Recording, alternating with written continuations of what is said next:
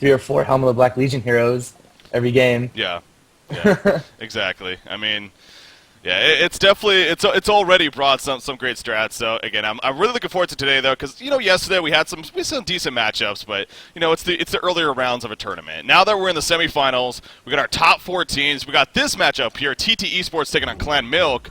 And real quickly before we get into this match, the other semifinals, of course, is Trademark Esports taking on Team AFK. And Team AFK, it's actually a couple of players. It's TPS Priceless, Book, Noob G, and Cruz. So there's actually some quality players on that team, of course, which kind of makes sense why they got there. So, but anyway, so we're covering the semifinals. As you can hear and see, it has actually started. So, DeLond, are you ready for game 1 here? Oh, I'm born ready, man. Let's go. Yeah, let's do this. Let's make it happen, guys. Stay tuned. We're going to make this official this time. Stay tuned. We'll be right back. Going live with game number 1.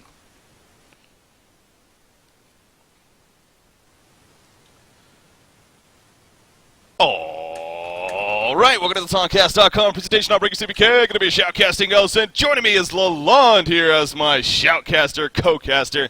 And this is the Clan Milk Tournament. $2,500 is on the line, and we are in the semifinals today. We're going to find out our eventual champions later on today, but we got to see what happens here first in the semifinals. We have TT Esports taking on Clan Milk. Best out of 3, game number 1. Cannot wait for this excitement. But first things first, as I said, joined by Lalonde. How you doing, buddy? I'm doing great. As you can see, we were talking about the Scout pick yesterday, and they already have Scout lockpick. Yeah. And again, we're just talking about the pregame. Obviously, this is the first tournament that at least we've covered here on Oncast that we've got the chance to see lockpick, and we had some great matches yesterday as a result of it. I'm hoping for more today, and yeah, we do see obviously the blind bands happen first. So just to go over those real quickly, we had Tundra, Ophelia, and Monkey King. So only 3 heroes in total banned, as both teams, of course, banning Tundra. Can't say I'm too shocked about that one. But yeah, that's a typical ban. Yeah. TT Esports, though, respecting the Monkey King over here on Clan Milk. You surprised by that? No, I mean, Cookies and Cakes both play extremely good Monkey Kings. They're known as the Monkey King pickers of the US West, US East TMM, so... Yeah. Yeah, they've definitely proven that hero can actually be very successful in the right hands. So it's cool seeing that, but yeah, so a good respect ban there. With the blind band. But the locks, this is the interesting part of this mode after all. It's named after it.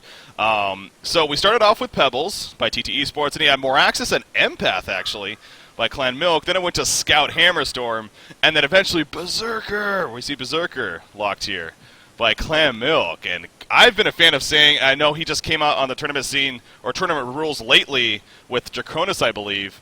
I cannot wait to see what Berserker does in competitive play, so I'm crossing my fingers here. Let's just say I did talk with Clan Milk the other day, and we may or may not see Berserker being played today. All right, this is why I have you on the line. You know the insides and outsides of these teams. So. And we may or may not see Empath as well. All right, dude, I could see that being Wreckface. So I don't want to spoil anything because it'll prove me wrong by not picking them, but... May or may not. That's a safe way to put it. We'll see. Yeah, no, but the interesting thing about the Scout as well, I think we covered 2 matches yesterday of TT Esports, just so happened, and both games, they actually locked Scout themselves. One game, they ended up picking it, as I mentioned. So... yeah, I guess Slicks is happy with locking that Scout because they're confident that they could actually play it very well, and maybe not many other teams can. So that's definitely one of those strategies of let's lock a hero that we can actually play that others may not be able to. So, bands, so we also have Magnus, Electrician, Magebane, Tempest, Glacius, and Dark Lady. So looking at these bands here, I mean, anything catch you off guard, Lond, or no? It's the pretty much typical bands. I know people have been banning Dark Lady recently. So other than that, it's pretty much the same bands with Tempest, Magebane, Glacius, Dark Lady. The same stuff you'd see in BP. Yeah, for the most part, it seems like, yeah. For the bans, again, it's definitely been somewhat similar, as you put it, to the banning pick stages. But yeah, again, lock picking, that's the interesting part. But now we got the picks out of the way, or at least starting here. So Parasite actually first picked by TT Esports, and it's followed up with Bubbles and a Luna over there. On our helper, I was going to say Jeremiah, very likely. In fact, there we go. Jeremiah and Valkyrie now, the follow-ups for TT Esports. And obviously they do that because they have Parasite, Electrician's banned, and there's very limited options. There is a Gauntlet on the board. We did see him yesterday because of a Jeremiah pick. So we'll see. But I was actually surprised that Clan Milk let them get Jersey. I mean, it was a pretty obvious like pick as soon as they saw Electrician ban and they first picked Parasite. It's kind of obvious that Jersey is going to be picked up by them. But well, what do? Do you pick it up yourselves going against a Parasite? That's the thing. Yeah, that's tough. It's a rough decision, so maybe they have something planned. Well, you would hope so. Obviously, yeah. Jersey, a very difficult hero. I'm sure you can agree that to play against it. What do you think? Is he just such a strong hero? Is he just annoying to play against? I mean, what's the deal? He's really annoying to play against, and he requires you to get items like the No Fire Blade and stuff like that. Yeah. Well, they do have a silhouette, and you know she could be an ideal candidate for that No Fire Blade. So. Ooh, I'm gonna put money on Berserker Empath on Clan Milk. Just saying. You know what? With the lineup that they have, it's possible. Don't let me down. It's possible. It's very possible. We see Pebbles' first pick over there from TteS Sports and locking. Berserker Empath. If you're right, I'm gonna love you, Lalonde, even more than I already do. I really hope they do. They're talking about doing it, but because Meraxis is still there and they don't really have a tank, they might end up doing that with Empath. Yeah. That's true. That is, yeah. Morax is probably the more safer pick, you could say. But they're thinking about this. They got 50 seconds to go, so they got plenty of time. But the suspense. Yeah, it's again. This is what I love about it. The lockpick is so great for this reason too, because as casters, you know, it's obviously limited to what they can pick. So as far as guessing it goes, it's not nearly as difficult, but still pretty intriguing. More access and Hammerstorm. So. No Empath, no Berserker. They totally proved me wrong. They put you on the spot. They probably told you that just to make you look bad. Well, they probably were like, all right, let's go. We got balls, and they're like, never mind. Exactly. That's probably the case that actually happened. Hammerstorm and more access to finish it off. So you look at this overall lineup. I mean, it makes sense. It is very powerful. It's the safest lineup. So. But there you go. Obviously, TteS Sports they only had Scout, Empath, and Berserker to choose from, and. Well, they figure Empath makes the most sense here, so we do at least get to see Empath. That's a good thing here. I wonder how are they going to lane now is the big question. Obviously, Parasite Jungle. I'm guessing Empath Pebbles, and then Jerizaiah Valkyrie solo. It's going to be the case. Pretty standard lane, yeah.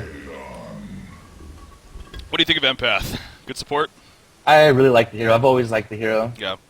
The thing is, it wasn't as good as like the Glacius and Luna and all those other heroes, but because we have the 2 blind bands from each team and the locking, it allows it to be played more often. That's why I like Lockpick. Yeah, exactly. Yeah, this is why Lockpick is again, as it's been stressed for spectators especially. It's awesome because we get to see heroes like Empath that we normally wouldn't see in that banning pick mode. Let's be honest. So.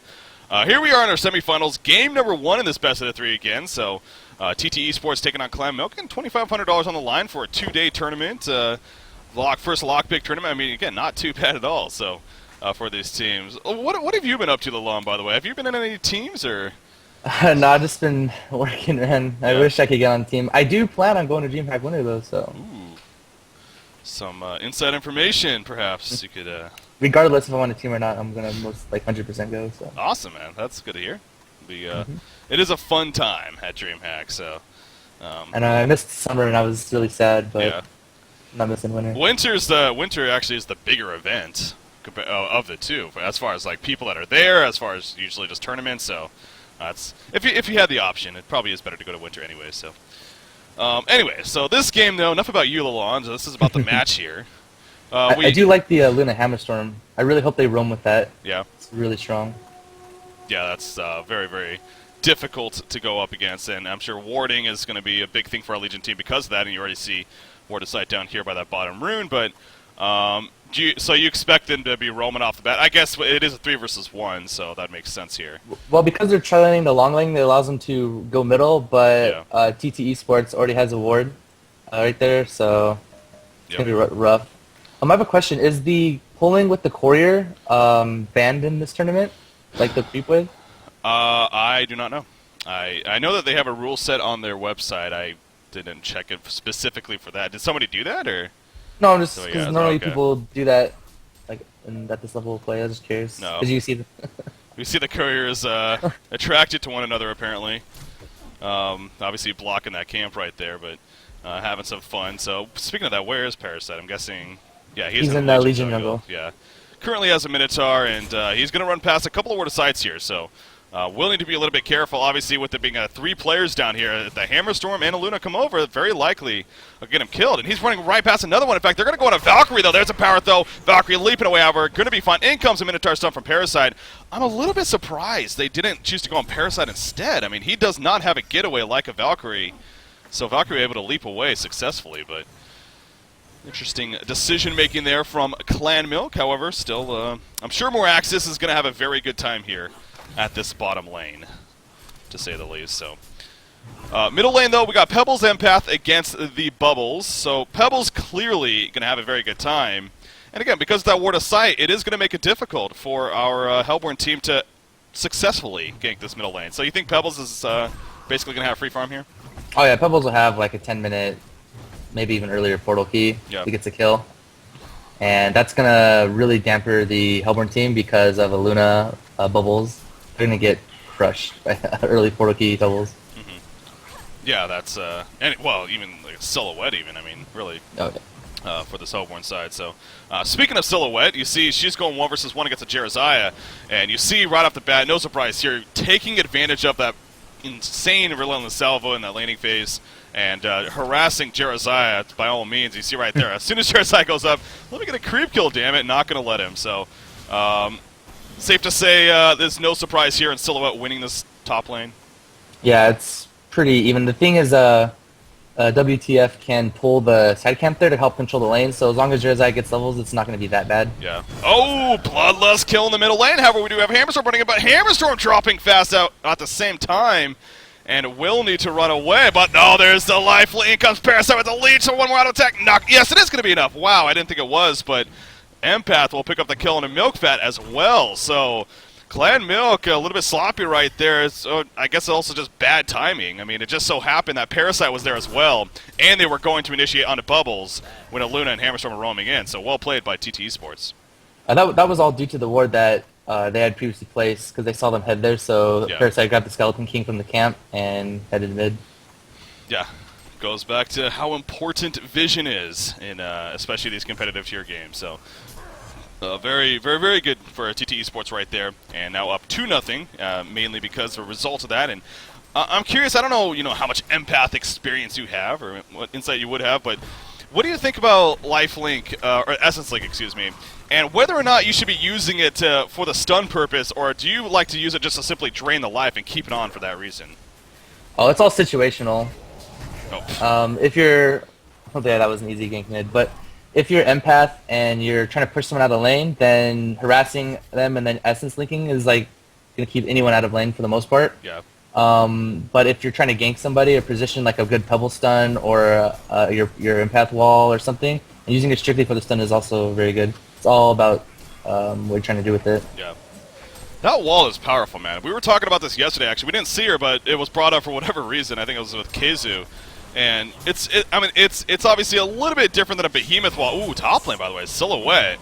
Again, just right-clicking down Jerizaiah. So really doing work up there is Moravis, and can't say I'm too surprised, but still, that's big news for Clan Milk and needed news at the same time. But that wall from Empath, it's kind of like it's a shorter fissure stun, but it's also better in the sense it's a lot easier to position when it comes down to it, because you don't need to set yourself up maybe in bad positions. Valkyrie, though, in the meantime, at the bottom lane, she can take a lot of damage right here. Already leaping. The Quake's going to follow. Not even necessary, but gets the kill as Cream's playing that Aluna picks up the kill herself. So Valkyrie continuing to have troubles at that bottom lane. But yeah, I guess the point being that Empath, I am a little bit surprised we don't see her more, because she does bring a lot to the table, it seems like, especially in that laning phase.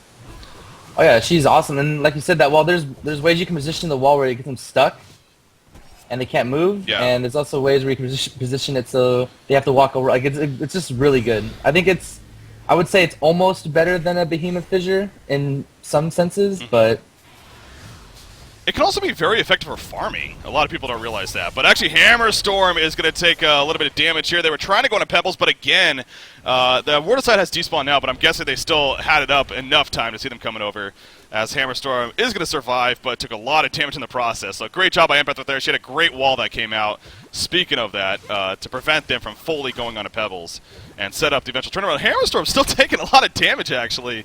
Nearly dying to creeps right there even, but is fine in the end. But yeah, so Empath again. She is doing very successful here. It seems like being played by Riser, of course. And as this game progresses, I'm sure we'll see more uses out of the wall. But again, it is also a great farming tool, especially on Ancients. I mean, you could trap them in there with a wall and actually get some good damage out and not have to worry about tanking them, which is fun. So. One thing I like about the Empath pick on TT Esports is I'm not sure if he's going to go inside of Pebbles or Valkyrie or Jeremiah, but I have a feeling it's going to be the Pebbles because Slicks is known for going the Elder Parasite or that kind of build on Pebbles after getting a portal key, and I'm kind of looking forward to that. I just really like Empath as a hero in general.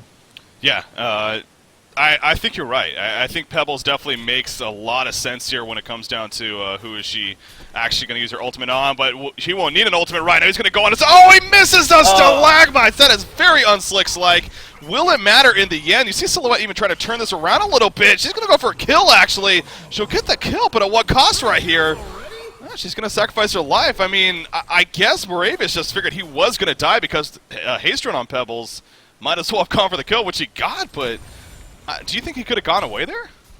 No, the tower, even if he were to go to the tree, the tower attack still would have killed him. No, I mean, instead of going for the kill on a Jeremiah. Oh yeah, he would have lived if he didn't go for the kill for Jeremiah, but so I can't blame anyone for, getting greedy. So, well, I guess the next question is, do you think that was the right decision? I don't think it was, because dying as your carry on the team isn't a good idea. Yeah. But for entertainment purposes, it was fine. Okay, yep. Yeah. Well. In the end, though, it ends up being a 1-for-1 exchange. So, Silhouette though back to farming, and again looking at her, she's still sitting just around that 300 gold per minute mark. So, not too shabby when it comes down to her farm. Despite that death, of course, having those 2 hero kills definitely helps, and that's a pretty solid 33, 34, and 13 creep score now. Moraxis, though, he is leading the way. Speaking of creep score by quite a bit, I guess again not too surprising, seeing as he's basically at free farm at the bottom lane. I mean, how scary is this for our Legion team that Moraxis is having such a good farm early on? Oh, it's scary because not only Moraxis and Scylla both are pretty much around 300 GPM, as to where only Pebbles on the Legion side is above 300 GPM, and the next highest is Parasite at 200. So yeah.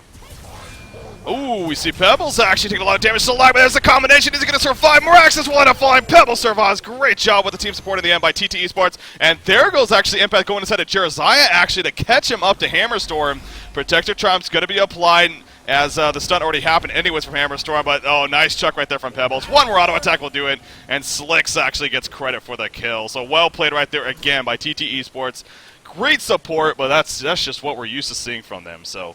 Again, very well put in their part. And now 8.5, coming up to the 9-minute mark here. It is a 6-3 hero kill advantage in their favor. And Pebbles, he is starting to run away a little bit. And Pebbles Slicks, it's not good. Not good for Clan Milk. Yeah, Pebbles as a hero, Slicks is known to play all the time very well. That's why he didn't miss the stun top. He also missed the stun middle after an empath wall. I'm very surprised. It's lag, man. It's lag. It's a lag. They're not used to this US West thing yet. Yeah, they're used to 250 ping, not 300 ping. Oh, God. Yeah, it's, he was just at a LAN event. He's used to playing with 20 ping. And now he has to go back to 250 or whatever. What is it, around? 230. Not too bad. What am I to complain, though? But, yeah, so obviously joking with that. But, yeah, you're right. I mean, it is very uncharacteristic of a player of his caliber to be missing stuns like that. But as this game progresses, we'll see if that proves to be a huge issue when it's all said and done. Again, he is still having a very good farm, and that portal key, you mentioned around the perhaps a 10-minute mark. He went Steam Boots first, as well as a bottle, and even a power supply.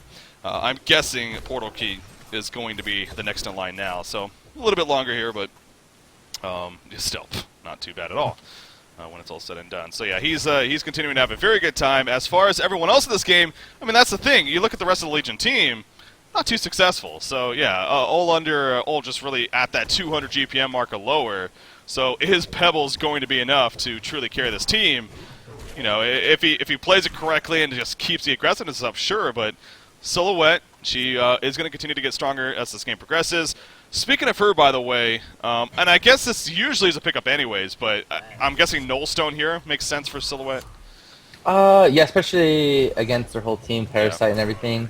Going back to the heroes, I'm not a big fan of Valkyrie. Oh, yeah? No, I think Forsaken Archer, Silhouette are better. Was Forsaken Archer banned? Forsaken Archer was Pebbles? I don't remember. I want to say no. I just think Forsaken Archer can push lanes faster, can farm faster. I'm not a big fan of Valkyrie right now. Forsaken Archer was not banned. I'm looking back right now. Yeah, you're right. Interesting. Yeah, that's. I just know that's their go-to hero a lot. They've been doing that for a while. The go-to is like Valkyrie. So, but I'm not a big fan of that hero currently. Yeah. Yeah, that's. You're right. I mean, Leon Black and WTF both play a fantastic Valkyrie, and that is kind of TT Esports-esque. But Forsaken Archer is at the same time a hero that we do see a lot, and yeah, you do bring some good points as far as, especially if you're looking for that more of a carry hero as well. She tends to bring more to the table. So, but hindsight's 20/20, as they say. So this game is they got to go with the lineup that they have, of course. So we'll see how it works out in the end. I mean, Valkyrie, yeah, her farm is not good, to say the least. Now, I mean, again, not too surprising being at the bottom lane, but you would hope that that starts recovering for our Legion's team's sake, because it is still struggling quite a bit. You see Silhouette going to come up here, and that's going to force Valkyrie at the lane. They do catch Hammerstorm at the bottom side, so good job on their part as Parasite, with that Ring of Sorcery, is able to help accomplish that. I mean, as this game progresses here, I think that portal key, you know, not that this is a crazy thing to state, but the portal key is going to be the big thing here for Pebbles and for this Legion team, because just look at this lineup. I mean, it's all about aggression. It's all about keeping the pace up, and that's going to be a big part of it, of course. So is that going to be enough, though, is the ultimate question here for TT Esports. And I don't know. I mean, Silhouette and Moraxis even, not too shabby when it comes to their farm. So yeah, the thing is, Empath can make Pebbles into a carry hero by going inside of him with the damage, attack speed, and everything. So yeah, I don't know. Let's see. It's hard. I haven't really seen Empath being played in a competitive game in a really long time. So well, it's funny because again, we were talking about that yesterday. We brought it up because we brought up the DreamHack, and it turned out it was Black Fade actually ran it. I forget who they played. I want to say it was against Fnatic actually. But when they played them, they ran an Empath Predator combination. And that proved to be very, very dominant. So that was the one time that we've seen her recently, though, and it worked out very well. So yeah, I mean, it's cool seeing her here for TT Esports. But you know, she had a strong early game, and again in the laning, she's a very strong hero, so no surprise. But ooh, as we see, Hammerstorm at the bottom lane is going to get taken out. Pebbles now, he has enough money for that portal key, and there we go. So there's that key item here for our Legion team, and how much of an impact. I mean, he's already 5-0-1 previous to it, so now you'd hope that can even amplify more as this game progresses. You look at the Hellborn team, I mean, all pretty squishy still to this point, other than maybe that Moraxis, of course, and just so happens he goes on Moraxis, but is it going to be enough burst damage at the end? The ultimate's, of course, activated. It is going to be enough for the kill, but at what cost right here? Pebbles in a lot of trouble. Great kill field, hitting 4 heroes. Going to keep them in place, but Jerazai is in there, and he uses the Soul's Blessing to keep them alive for the time being. You see them putting in damage. It is going to wear off, though, but he's still somehow alive. Pebbles jumps back in with the Protective Charm, and Hammerstorm goes down. Of course, you see Empath inside of Pebbles right there. The Stalagmite's hitting Silhouette with Parasite. Great coordination right there coming out for TT Esports. They're focused firing the right targets as Aluna is going to get caught by the Chuck, and down she goes. So Empath doing work on this Pebbles, and he portal keys away before the damage happens. So, wow. I mean, that looked like a great chance for Clan Milk, but better response from TT Esports again. That goes back to the combo of Empath inside of Pebbles. Pebbles already has high base damage, and then you put Empath inside of him, giving him the attack speed and more damage. Yeah. And then getting the Protective Charm from Jerazai just makes him a machine that hits really hard. Yeah, it makes him Terminator, basically. Or no, it makes him the Incredible Hulk. Oh, I see what you did there. I see what you did there. If only I said that first. That would have just worked so perfectly. Yeah, no, I mean, that protected... And what I like about that, too, is that Jerazai, he was actually dropping fast, and he almost died right there. But instead of using Protective Charm on himself, he's like, you know what, I'm here to support my team. Who better to support than this Pebbles that is just going to wreck face? So he gave him the Protective Charm and allowed him to freely run around while he barely survived as a result of not giving it to himself. So, you know, that's just, again, just great teamwork. Good heads up right there by WTF of putting it on the right target. Obviously, this isn't a pub game, so... They know how to play as a team. Yes, I'm butthurt about my solo matchmaking games. But anyways, so yeah, that was a very good coordination on their part. And all of a sudden, the gold and experience lead has jumped up quite a bit. And there we go again. Pebbles jumps back in as Cookie's playing that Bubbles really stood no chance there. I'd like to comment on Striders and Jiraiya. Not a big fan of that pickup. But I can see where he's coming from because he was Suicide versus Silhouette, which is a really hard matchup for Jiraiya Suicide, so yeah, I guess that can justify the Striders on Jiraiya, but it is a very interesting choice. I mean, what would you prefer, Ghost Marchers or Steam Boots? Ghost Marchers, yeah. like 90% of the time. But Armor Boots against some teams, but Ghost Marchers for the most part. Yeah. Well, this game, he has the Striders, so take that. No, yeah, it's funny because there's always jokes between like Moon or something about going Striders on Jiraiya. Yeah. Yeah, well, WTF made it a reality here in this game. So, but I think you're right, though. A lot of it has to do with perhaps the idea that he was struggling early on and when it came to farm. But I mean, now he has 1,300 gold saved up, so we'll see where he goes from here. I mean, maybe he may come to a point where he'll look to upgrade the boots instead of something else as this game advances on. But for now, sitting on the Striders, we'll see.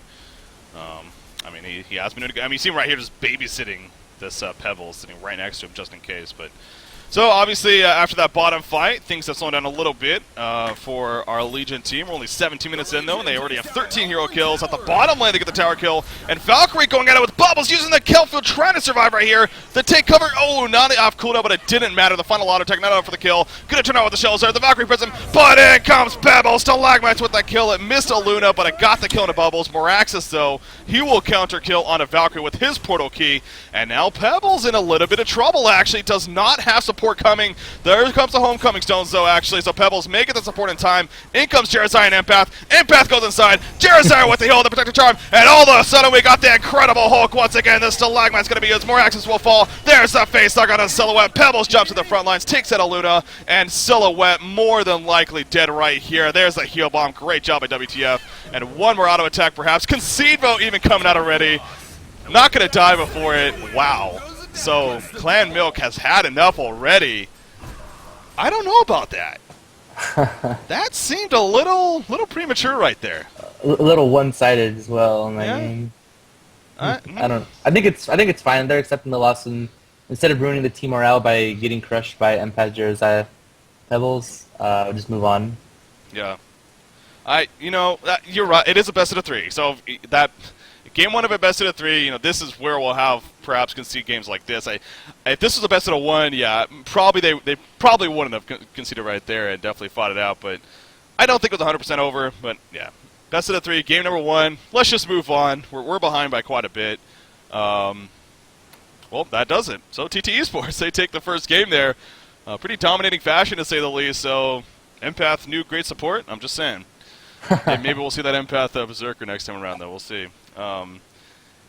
Now that's strong. That's really strong. I can imagine. I've said from the very beginning when Berserker came out, I cannot wait for this guy to be in tournament because I have a feeling he's going to be dominant. I said the same thing for Cthulhu Font, and look what he did. I consider myself an oracle. Competitive player? If I chose to be a competitive player, I could be. Let's be honest, but I like casting. Fnatic ready to call Breaky CPK? they are recruiting, I heard. Anyways, guys, that was game one. So game two going to be coming up shortly here. Stay tuned. Once again, I was Breaky CPK. Joining me was Lalonde, and as always, stay tuned to Honcast.com for much more coverage. Be right back, guys. TteS Esports taking on Clan Milk. Game number two.